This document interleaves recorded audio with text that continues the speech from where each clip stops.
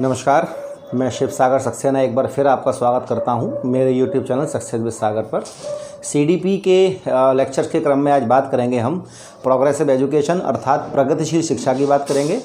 कहीं कहीं प्रगतिशील शिक्षा को प्रगामी शिक्षा भी कहा जाता है, ठीक है। इससे पहले वाले चैप्टर में हमने देखा बाल केंद्रित शिक्षा की हमने बात की, दोनों में लगभग काफ़ी सारी समानताएँ हैं और चूँकि अच्छे से एक्सप्लेन करना था इसलिए उसको मैंने अलग बनाया, इसका वीडियो मैं अलग बनाऊंगा। तो देखिएगा, आपको इसका स्क्रीनशॉट ले लें, आपको नोट्स बनाने में आसानी होगी। चलिए तो बात करते हैं प्रोग्रेसिव एजुकेशन अर्थात प्रगतिशील शिक्षा की बात करते हैं।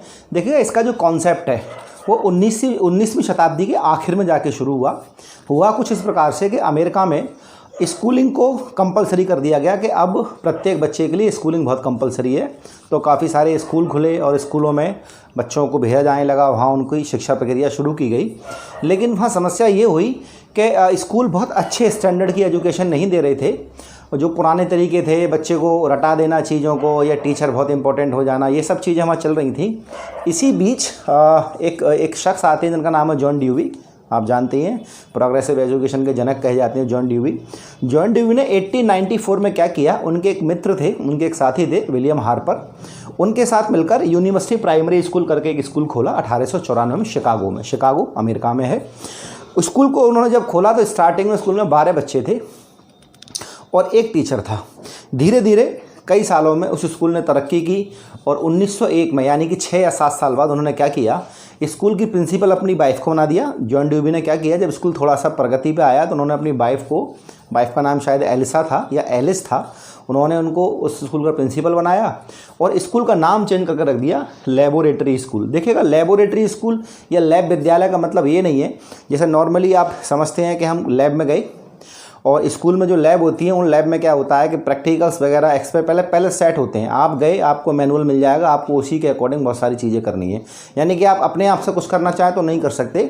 बेसिकली लेबोरेटरी का एक यही कॉन्सेप्ट हमारे मन में रहता है। स्कूल लेवल पर लेबोरेटरी का यही मकसद रहता है, एक यही समझ हमारे अंदर होती है कि स्कूल लेबोरेटरी में आप जाएंगे, आपको पहले से एक्सपेरिमेंट की लिस्ट मिलेगी, आप उन एक्सपेरिमेंट को करेंगे, उसके बाद वहाँ से चले जाएंगे। लेकिन जॉन ड्यूवी का जो स्कूल था लेबोरेटरी, ये इस तरह का नहीं था कि पहले से कुछ मैनुअल तैयार है कि ये आपको लेबोरेटरी में ये प्रैक्टिकल करने हैं, उसके बाद चला आना है। लेबोरेटरी नाम रखने के पीछे इनका उद्देश्य ये था कि बच्चा यहाँ आए और बच्चा करके सीखे। सबसे इम्पोर्टेंट चीज़ थी करके सीखे, लर्निंग बाय डूइंग, सबसे इम्पोर्टेंट यही था। इसके अलावा उन्होंने कहा कि बालक हर मुद्दे को गहनता से सोचे, बहुत क्रिटिकल थिंकिंग करे। बालक के सामने अगर कोई समस्या आई है तो उस समस्या को बहुत गहनता से विचार करे। क्यों? क्योंकि जॉन ड्यूवी का यह कहना है, प्रगतिशील शिक्षा के संबंध में जॉन ड्यूवी का कथन कई बार पेपर में आया है कि विद्यार्थियों को स्वयं अपनी समस्या सुलझानी चाहिए। तो समस्याएं स्वयं सुलझानी चाहिए के पीछे क्या लॉजिक क्या होगा कि बालक किसी भी समस्या पर बहुत गहनता से सोचें। मानिए एक बालक है, आपने उसके सामने कोई समस्या दी और अगर वो बालक उस पर सोचे, उसके कारणों को जाने, उससे पहले आपने उसका आंसर बता दिया, तो क्या बालक के अंदर ये एबिलिटी विकसित हो पाएगी कि अगली समस्या को खुद सॉल्व करने की कोशिश करे? जब तक बालक करके ना सीखे और किसी भी समस्या पर, किसी भी मुद्दे पर गहनता से ना सोचे तो उसके अंदर समस्या को अपने आप से समाधान करने की शक्ति विकसित नहीं हो पाएगी। तो दूसरी विशेषता प्रगतिशील शिक्षा की ये रही, पहली लर्निंग बाय डूइंग, करके सीखना, दूसरा गहनता से सोचे, तीसरी विशेषता क्या रही इसकी, इन्होंने क्या डेवलप की जॉन ड्यूवी ने, कि बालक को जो भी पढ़ाया जाए वो उससे कनेक्टेड हो, यानी कि उसका जो कॉन्टेक्स्ट हो, जो भी उसे पढ़ाया जाए वो बालक के साथ अटैच हो। उसका ऐसा ना हो कि आप कोई टॉपिक ऐसा पढ़ा रहे हैं जिससे बालक का दूर दूर तक लेना नहीं है।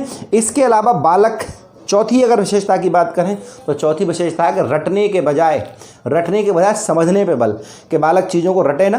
क्योंकि पुराना ज़माना था, आप समझ रहे हैं, आज से अगर आप देखें तो 120-125 साल पुरानी बात है, तो शिक्षा प्रक्रिया वही पुरानी ढर्रेगी थी कि बालक को कुछ सिखाया, पहली बात तो खाली स्लेट समझा बालक को, कुछ जानकारी उसको दी, उससे कहा रट लो और जाओ।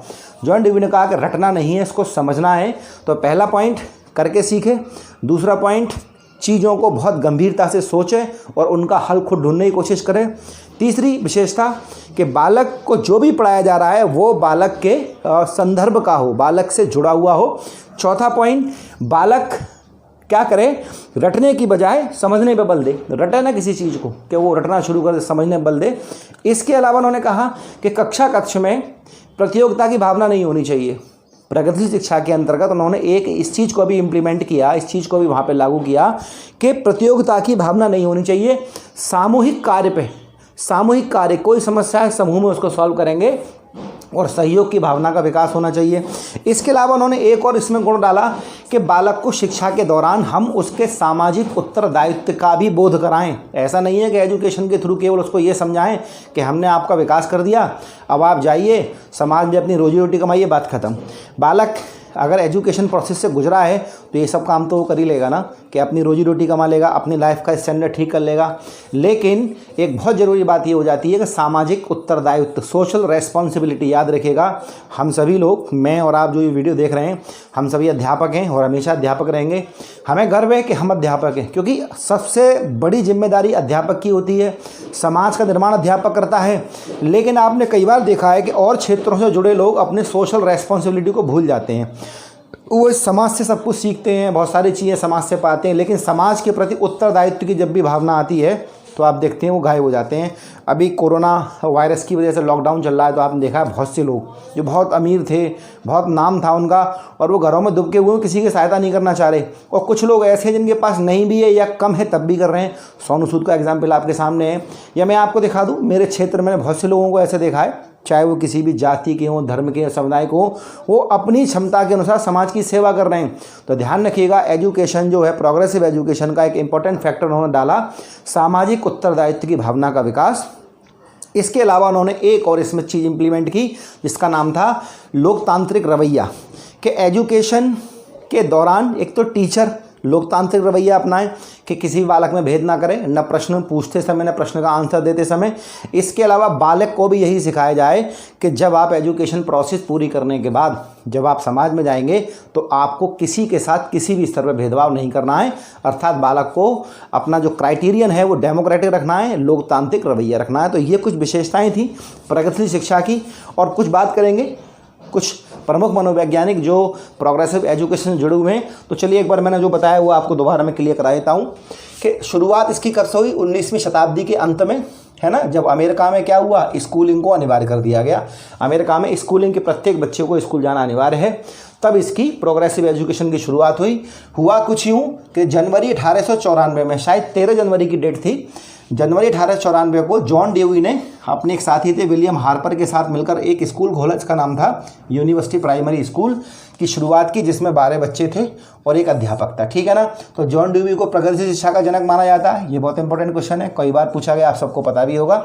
अब इसकी शुरुआत की, धीरे धीरे स्कूल ने क्या किया, तरक्की की, बच्चे बढ़ते गए, टीचर्स की संख्या बढ़ती गई। इसके अलावा उन्होंने एक काम और किया यहाँ पे, शिकागो के आसपास के जो लोग ग्रेजुएट थे उनको भी वॉलेंटियर के तौर पे स्कूल में लगाया कि आप अपना कुछ समय स्कूल में दीजिए और बच्चों को आगे बढ़ाने में सहायता कीजिए। स्कूल ने तरक्की की तो 1901 में क्या किया, जॉन डेवी ने अपनी पत्नी को उसका प्रिंसिपल बना दिया स्कूल का। कौन से स्कूल का, यूनिवर्सिटी प्राइमरी स्कूल का। अब उसका नाम चेंज कर दिया लेबोरेटरी स्कूल या लैब विद्यालय। और लैब से मेरा मतलब मैंने आपको बता ही दिया कि लैब का मतलब ये नहीं है कि पहले से निर्धारित एक्सपेरिमेंट वहाँ करने हैं।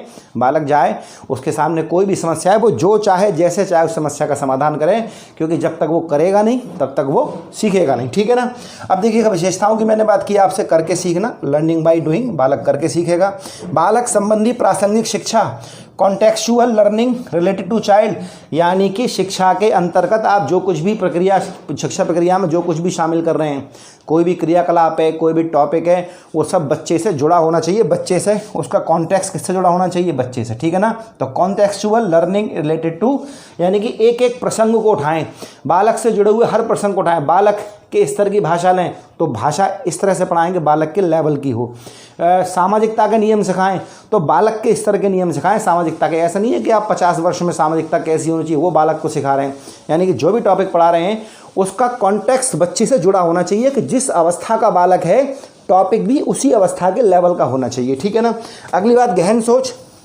तो बालक के अंदर क्या डेवलप करनी है आपको, क्रिटिकल थिंकिंग, कि जब तक बालक के सामने आई हुई समस्या के ऊपर बालक ध्यान से नहीं सोचेगा, गहनता से नहीं सोचेगा, तो वो अपने आप समस्या को सॉल्व नहीं कर पाएगा। यही स्टेटमेंट यहाँ कहा है, विद्यार्थियों को स्वयं अपनी समस्या सुलझानी चाहिए। अगला है, रटने की बजाय समझने पर बल। बहुत इंपॉर्टेंट है। Deep understanding rather than rote memory. Rote memory का मतलब होता है रट लेना, दिमाग में एज इट इज़ फिट कर लेना। तो जब आप बालक को कुछ पढ़ा रहे हैं या कोई क्रियाकलाप करा रहे हैं तो बच्चे को फोकस करें, बच्चे को समझाएं कि बेटा रटना नहीं है, इसको समझना है। क्योंकि अगर आपने एक बार समझ लिया तो इससे मिलती जुलती परिस्थिति में भी अगर आप जाएंगे तो आप उस समस्या का समाधान बड़ी आसानी से कर लेंगे। तो चौथा पॉइंट, चौथी विशेषता, रटने की बजाय समझने पर बल। अगली विशेषता की बात करते हैं, प्रतियोगिता के बजाय सामूहिक कार्य और सहयोग पर बल। प्रतियोगिता की बजाय यानी कि उनके बीच कंपटीशन की भावना विकसित नहीं करनी है, काय की भावना विकसित करनी है, ग्रुप वर्क की और काय की कोलैबोरेशन की। देखिएगा, प्रतियोगिता बहुत आवश्यक है। प्रतियोगिता एक सामाजिक गुण है और बिना प्रतियोगिता के समाज नहीं चलेगा। लेकिन हमें प्रारंभ में बालक में मन में ये नहीं डालना चाहिए कि आपको कंपटीशन करना है दूसरे के साथ, उसे हराना है या उससे जीतना है। सबसे पहले तो बालक को ये सिखाना है कि सहयोग की भावना विकसित की जाए और समूह में कार्य करने की आदत। देखिएगा, प्रतियोगिता तो हमेशा रहेगी, प्रतियोगिता ही होती है। जब बच्चे का जन्म होता है तो बहुत सारे स्पर्म होते हैं, लाखों करोड़ों की संख्या में। वो बहुत फाइट करने के बाद किसी एक एग के साथ मिल पाते हैं, तब बच्चे का जन्म होता है। तो प्रतियोगिता तो स्टार्टिंग से ही शुरू हो गई है ना। आपने देखा होगा, मूवी देखी होगी 3 इडियट, उसमें वीरू सहस्त्र बुद्धि का डायलॉग है ना, लाइफ इज ए रेस। बिल्कुल सही बात है, लाइफ रेस ही है, प्रैक्टिकली रेस ही है। आप अगर कम मेहनत करेंगे सीटेट में फेल हो जाएंगे, कोई और चला जाएगा। सुपर टेट में आप जाते हैं, कम मेहनत करेंगे, आपकी जगह कोई और आ जाएगा। तो लाइफ रेस है, लेकिन केवल रेस है, हमें सब कुछ रेस के लिए करना चाहिए, ये बहुत गलत हो जाता है। क्योंकि अगर हमारे मन में या हमने बालक के मन में यह उद्देश्य डेवलप कर दिया कि भाई सब कुछ करो, जीतने के लिए कुछ भी करना पड़े करो। आपने एक मूवी देखी होगी स्टूडेंट ऑफ द ईयर, उसमें भी कुछ ऐसी कॉन्सेप्ट है कि जीतने के लिए कुछ भी करें, ये गलत है। प्रतियोगिता की भावना तो बच्चे में अपने आप विकसित हो जाएगी, लेकिन सबसे पहले उसके अंदर ग्रुप टास्क के समूह में कार्य करें और सहयोग की भावना का विकसित होना आवश्यक है। इसके अलावा अगला विशेषता, सामाजिक उत्तरदायित्व की भावना का विकास। बहुत इंपॉर्टेंट है कि हम सिर्फ ये ना करें कि शिक्षा प्रक्रिया के बाद मेरी जॉब लग गई, गवर्नमेंट जॉब में चला गया, टीचर बन गया और 50-1,000 सैलरी मुझे मिल रही है, अब कोई मुझे प्रॉब्लम ही नहीं है। मैं कभी ये नहीं सोचता हूँ कि ये सब कुछ जो मुझे प्राप्त हो रहा है वो समाज से प्राप्त हो रहा है ना।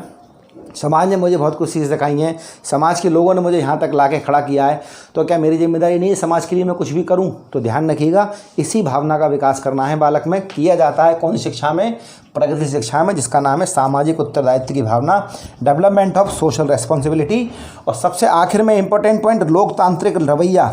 बालक को पढ़ाते समय टीचर भी इस डेमोक्रेटिक एटीट्यूड को अपनाएगा और बालक के मन में भी डेमोक्रेटिक एटीट्यूड को डेवलप करने की कोशिश करेगा कि आप जब जीवन में जाएं तो किसी के भी साथ, चाहे वो किसी भी जाति का हो, चाहे वो किसी धर्म का हो, चाहे वो किसी लिंग का हो या वो किसी भी क्षेत्र का हो, आपको उसके संग किसी भी स्तर पर भेदभाव नहीं करना है, ठीक है ना। तो देखिएगा, प्रोग्रेसिव एजुकेशन जुड़े कुछ मनोवैज्ञानिक है। जॉन डीवी का आप नाम जानते ही, ये तो जनक कहे जाते हैं। सबसे इंपॉर्टेंट नाम दूसरा आता है मौर्या मॉन्टेसरी स्कूल, ठीक है ना। प्रोजेक्ट विधि या प्रायोजन किरणों प्रोजेक्ट विधि, विलियम हेनरी किलपैट्रिक। इसमें भी क्या होता है, बच्चे को हम क्या देते हैं, एक प्रोजेक्ट देते हैं, प्रोजेक्ट वो काम करता है तो करके सीखता है। इसी तरह रूसो, फ्रोबेल, कई सारे मनोवैज्ञानिक हैं जो किससे जुड़े हुए हैं, प्रगतिशील शिक्षा से जुड़े हुए हैं। देखिए, बात करते हैं कुछ महत्वपूर्ण तथ्य की।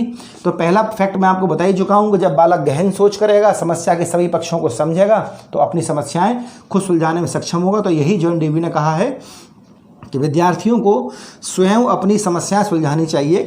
दूसरा बहुत इंपॉर्टेंट है, रूसो के अनुसार बच्चा पुस्तक का केंद्र बिंदु होना चाहिए या है। बच्चा पुस्तक का केंद्र बिंदु है कि जब आप एक पुस्तक को डिज़ाइन कर रहे हों तो आपके दिमाग में बालक होना चाहिए कि ये पुस्तक बालक के लिए है। ऐसा नहीं है कि बालक पुस्तक के लिए है कि कैसी पुस्तक बना दो, बालक तो पढ़ेगा ही ना। पुस्तक बनाते समय आपको याद रखना है कि पुस्तक के कंटेंट, चाहे उसमें फैक्ट हो, चाहे उसमें क्रियाकलाप हो, वो सब बच्चे की आवश्यकताओं के, बच्चे के स्तर के, बच्चे की रुचियों के अनुकूल होना चाहिए। तो सही कहा रूसो ने कि बच्चा पुस्तक का केंद्र, ना कि पुस्तक, ठीक है ना। जॉन ड्यूवी ने, ध्यान रखिएगा बड़ा इंपॉर्टेंट है, प्रगतिशील शिक्षा में 2 तत्वों को, रुचि एवं प्रयास, बहुत इंपॉर्टेंट माना, रुचि एवं प्रयास। उनका कहना है कि प्रगतिशील शिक्षा के दौरान अध्यापक का सबसे इंपॉर्टेंट काम है बालक के मन में रुचि जगाने का प्रयास करें। ऐसा ना हो कि आएँ और सीधे सपाट पढ़ा के चले जाएं। बालक के पूर्व ज्ञान को जोड़ें। कोई नया टॉपिक पढ़ाने जा रहे हैं, उससे संबंधित कुछ पहले बच्चों से चीज़ें पूछें कि आपने ऐसा देखा, अपने आसपास ऐसा होता है, वैसा होता है, तो बच्चे के अंदर क्या होगा, रुचि जागेगी। फिर नए चैप्टर से उसे कनेक्ट करें, यानी कि पूर्व ज्ञान को नए ज्ञान से जोड़ें। उसके बाद बालक को कहें कि अब ये समस्या आपके सामने से खुद करें। तो जॉन ड्यूवी के अनुसार बहुत इंपॉर्टेंट है रुचि एवं प्रयास। ध्यान रखिएगा, कई दफ़ा एक क्वेश्चन आता है कि प्राथमिक स्तर के बालकों को पढ़ाने की सबसे ज़्यादा आवश्यक क्या है। उसमें बाल मनोविज्ञान भी दे रखा होता है और शिक्षण विधियों का ज्ञान दे रखा होता है। उसमें एक ऑप्शन होता है धैर्य एवं दृढ़ता। ध्यान रखिए, ये बहुत इंपॉर्टेंट है, धैर्य एवं दृढ़ता, ठीक है ना, ये सही होगा। चाहे इसके साथ प्रश्न में दोबारा दोहरा रहा हूँ कि प्राथमिक स्तर पर शिक्षण के दौरान सबसे ज़्यादा आवश्यक क्या है, बाल मनोविज्ञान भी लिखा होगा, शिक्षण विधियाँ भी लिखी होंगी इसमें ऑप्शन में, और अपने विषय का ज्ञान भी लिखा होगा। एक ऑप्शन होगा धैर्य एवं दृढ़ता। सबसे पहले यही ज़रूरी है कि आप एक तो रिजिड हो जाएं, कन्फर्म, बिल्कुल एकदम दृढ़ हो जाएं कि मुझे बच्चे को सिखाना ही है, और उसके लिए काय की आवश्यकता पड़ेगी, धैर्य की। आपने बच्चों को पढ़ाया 15 दिन और बमुश्किल, चूँकि मेरी माँ टीचर थी, मेरे घर में और भी टीचर्स हैं, तो मैंने देखा है कि आपने किसी छोटे बच्चों को 15 दिन तक कुछ पढ़ाया, कुछ भी सिखाया उसको, चाहे आपने अल्फ़ाबेट सिखाए इंग्लिश के या हिंदी के, 15 दिन में वो सीख पाया थोड़ा सा, तभी उसकी नानी के यहाँ से बुलावा आ गया, वो नानी के यहाँ चला गया, है ना। फिर वो बालक लौट के नहीं आएगा 10-5 दिन, और जब वो लौट के आएगा तो आपने जो समझाया था ना सब भूल गया। आपने इतनी मेहनत की और आप उस लेवल पे लेके आए, नानी के यहाँ चला गया, कुछ दिन गैप कर गया, उसके खेतों में काम आ गया, उसके घर में कोई समस्या आ गई, है ना, तो क्या हो गया, सब चला गया ना। अब आपको गुस्सा आएगा, गुस्सा आएगा तो या तो आप उसे पीटोगे, तो पीटना तो अलाउ है ही नहीं ना, आप पीटना चाहिए। तो फिर आपके मन में क्या आएगा कि नहीं यार छोड़ो, क्या फ़ायदा है, मैंने इसको सिखाया और अब ये सब भूल के आ गया है, यही नहीं करना है, आपको डटे रहना है, धैर्य दिखाना है। बोले कोई बात नहीं, एक बार मैंने सिखाया, ये भूल के आ गया, मैं दोबारा सिखाऊंगा। आपने वो मूवी देखी होगी, ये एक्टर थे आपके नवाजुद्दीन सिद्दीकी, माउंटेन मैन माझी, जब तक तोड़ेगा नहीं तब तक छोड़ेगा नहीं। याद रखिएगा, लाइफ में कोई भी काम हो एक बार सोच लो कि जब तक इसे करूँगा नहीं तब तक छोड़ूंगा नहीं, क्योंकि ध्यान रखना असफल व्यक्ति को गली का कुत्ता भी नहीं पूछता है। शायद शब्द आपको थोड़े से लग रहे हों आगे पीछे, अपने घर में ही आपने देखा होगा, आप में से बहुत से लोग बेरोजगार होंगे अभी, है ना, और बहुत से लोग ऐसे होंगे शादी भी हो गई है और अभी रोजगार नहीं है। आप देख लीजिए, आपके अपने घर वालों की नज़र में भी आपका सम्मान नहीं है। सफलता एकमात्र रास्ता है जो आपको आपका सम्मान दिला सकता है, और लाइफ में आप जो चाहते हैं वो, और कोई मुश्किल थोड़ी नहीं है, आप जो चाहो तो कर सकते हो। आप अपने बचपन में नया उठा के देखो कि आप किसी न किसी काम में इतने तेज़ थे कि कोई आपका मुकाबला नहीं कर सकता था। आप पूरे दृढ़ हो जाएं, अपने साथ भी धैर्य दृढ़ता का परिचय दें। बालक के साथ तो आपको देना ही है कि मैं सिखा के ही मारूंगा, अपने साथ भी कि इस बार का सीटेट भी निकलेगा, इस बार का सुपर टेट निकलेगा, कितने घंटे पढ़ना, 10 घंटे 8 घंटे, बहुत है, काम हो जाएगा, बाकी मैं आपके साथ हूँ। ये सब्जेक्ट जो मैं पढ़ा रहा हूँ, इसके अलावा सारे सब्जेक्ट आपको अवेलेबल होंगे। तो देखिएगा, धैर्य दृढ़ता बहुत आवश्यक है, रुचि एवं प्रयास को बहुत इंपॉर्टेंट माना है। और प्रगतिशील शिक्षा में शिक्षक को क्या माना गया, समाज का सेवक कहा गया। बहुत इंपॉर्टेंट बात है, पूछा गया प्रश्न है कि प्रगतिशील शिक्षा में शिक्षक की भूमिका क्या है, तो समाज सेवक की है। तो आशा करता हूँ आपको प्रोग्रेसिव एजुकेशन पूरा समझ में आया होगा। इसके नोट्स पाने के लिए मुझे मैसेज करें चैनल के नंबर पर, और नए हैं तो सब्सक्राइब कर लें, किसी स्टडी ग्रुप से जुड़े हैं तो उसमें शेयर कर लें। Thank you.